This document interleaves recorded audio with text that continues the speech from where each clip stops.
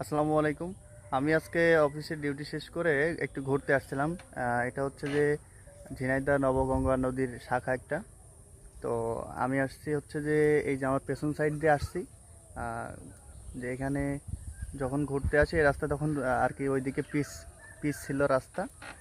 তো আমি ভাবছি যে আজকে এইদিকে যাব, যে দেখবো যে রাস্তা শেষ কত দূর। তো আসার পরে এই পর্যন্ত শেষ রাস্তা। এখন এখন হচ্ছে যে আমি এদিকে আমার ডান সাইডে আমি এদিকে যাব, যে এখানে এই সাইডে রাস্তা আছে এখানে পিছনে। আর এই যে দেখতে পাচ্ছেন এদিকে পানি আছে আর এখানে পানি নেই। বেশ ভালোই লাগছে যে আসলে এরকম একটা পরিস্থিতি আমার, মানে আমি চাইলে আর পেছনে ব্যাক যাইতে পারি, কিন্তু আমার মনে হচ্ছে যে না, আমি একটু এইদিকে ঘুরতে যাব। দেখতে পাচ্ছেন যে এখানে খুব সুন্দর একটা পরিবেশ।